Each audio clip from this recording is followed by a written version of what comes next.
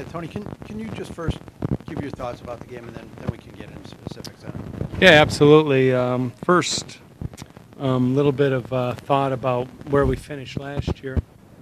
Um, we finished with 4 straight wins at the end of the season, and I know that weighed a little bit into our off-season preparation. Our kids were a little disappointed that we didn't get a chance to do what Grand Valley did, and I'm not taking anything away from Grand Valley because they had a great run, but we thought that we were positioned to potentially do the same thing, and so that's kind of worn on our guys.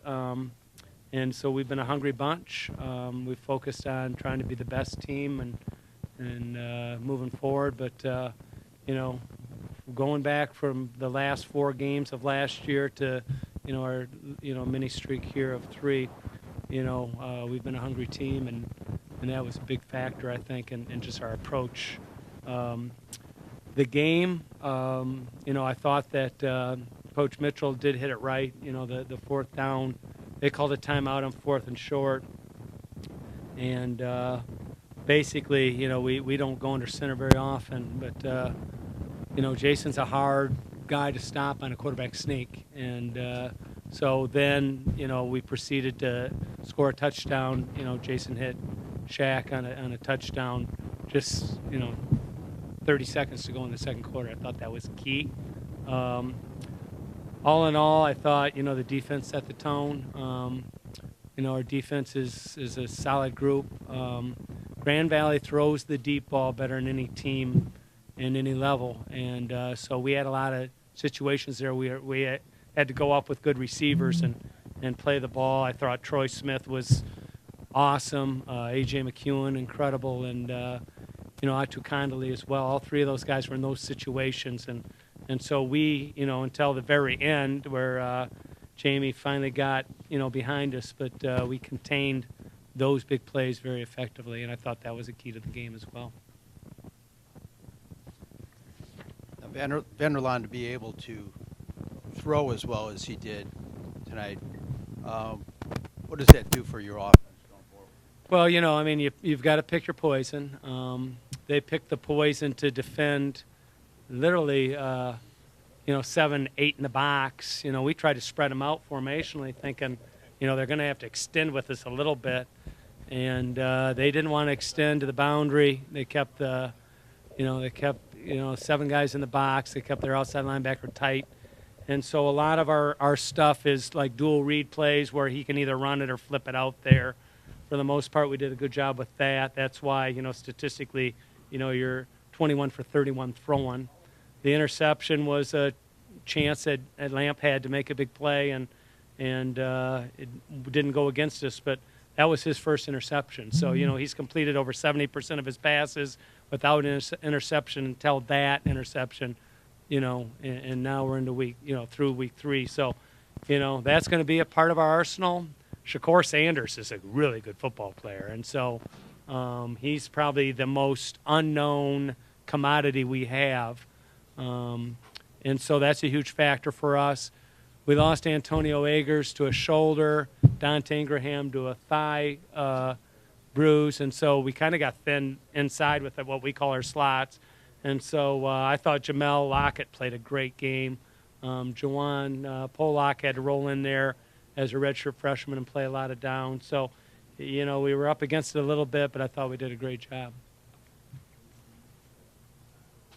You already touched on the job your secondary did today on defense, but talk about that front 7. It seemed like they were just swarming all over the ball, especially your linebackers. A young guy like Casey Zenner, again, making plays this week with that the fumble there. Well, yeah, it goes, first off, we're too deep on the D-line, we've got good football players. Really, inside down 2, we're 3 deep, 6 guys there, and so that's pretty critical.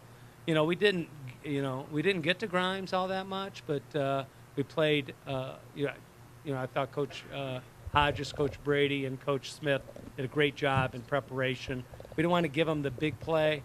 I anticipated that they were going to try to fix their run game, and I thought it was a smart strategy for them to try to run it on us. I know Heath Parling, who's a great football player who I admire tremendously.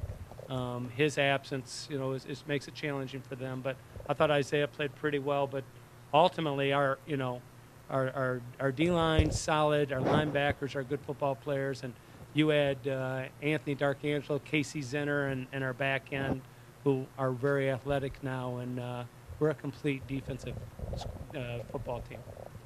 Looking here, first 3 games, you guys 3-0, and obviously you got that tough test coming on, Saginaw Valley State next week.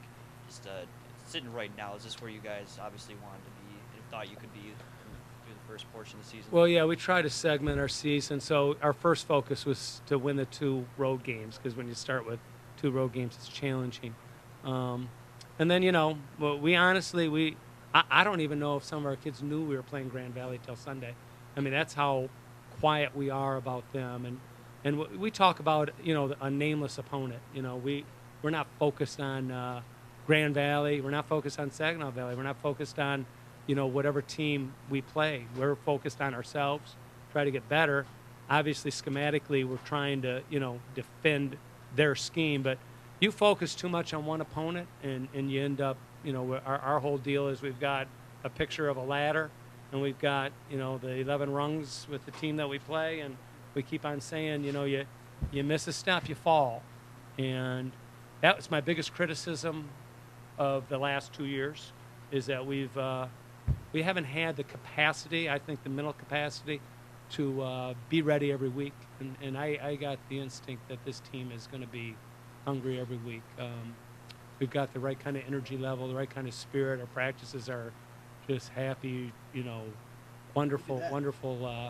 It's just a great 2 hours to be out there with those young men. So.